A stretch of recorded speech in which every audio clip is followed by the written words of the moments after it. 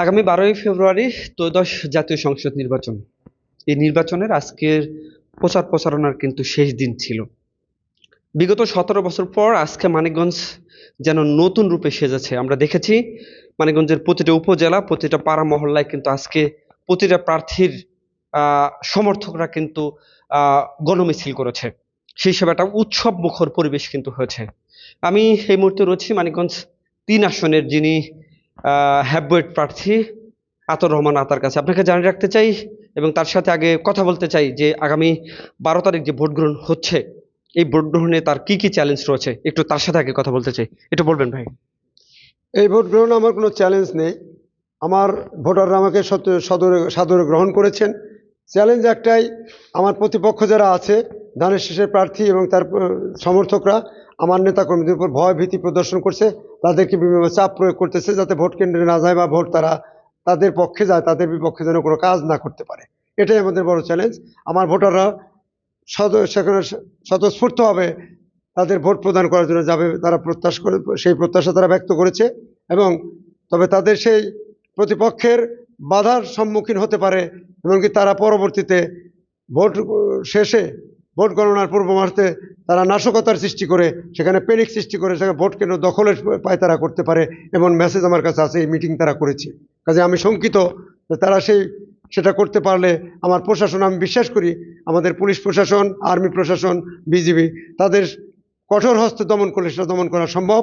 নইলে যদি নাশকতা হয় তাহলে ভোটটা বিঘ্নিত হবে এবং সঠিক ভোটের যে অধিকার সেটা ফিরে পাওয়া যাবে না।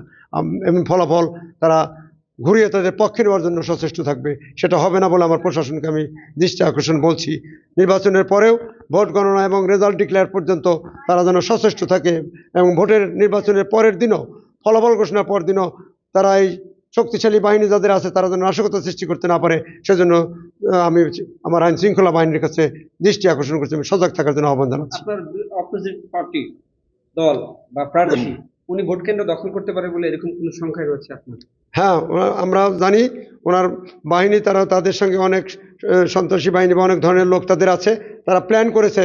তারা দিনে ভোটের সময় ভোট কেন্দ্র তারা দখল করে সিল মারতে যাবে না, কিন্তু ফলাফল 4টার সময় ভোট প্রদান শেষ হয়ে যাওয়ার সাথে সাথে তারা বিভিন্ন কেন্দ্রে তারা বিভিন্নভাবে সন্ত্রাসী কর্মকাণ্ড এবং প্যানিক সৃষ্টি করার জন্য তারা সে নাশকতার সৃষ্টি করবে, যাতে ফলাফল তারা জোর করে প্রিজাইডিং অফিসারদের তারা ইচ্ছামতো ফলাফল করে নিতে পারে, সেই চেষ্টা তারা করতে থাকবে, এগুলো আমি খবর পেয়েছি। ধন্যবাদ।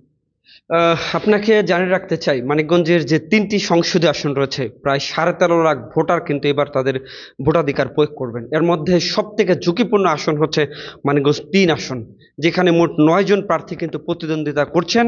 এর মধ্যে বিএনপির আফরোজা খানম রীতা এবং বিএনপির মনোনয়ন প্রত্যাশী ছিলেন যিনি বিএনপির থেকে অলরেডি বহিষ্কৃত আপনার স্বতন্ত্র প্রার্থী আতর রহমান আতা, যিনি কিন্তু মাঠে তার পর্যাপ্ত পরিমাণ জনসমর্থন রয়েছে, কিন্তু তিনি আশঙ্কায় রয়েছেন যে আগামী নির্বাচনটা তার বিভিন্নভাবে তাকে হেয় প্রতিপন্ন করার জন্য বা তাকে বিভিন্নভাবে তাকে নির্বাচন থেকে সরিয়ে দেওয়ার জন্য কিন্তু চেষ্টা চলছে।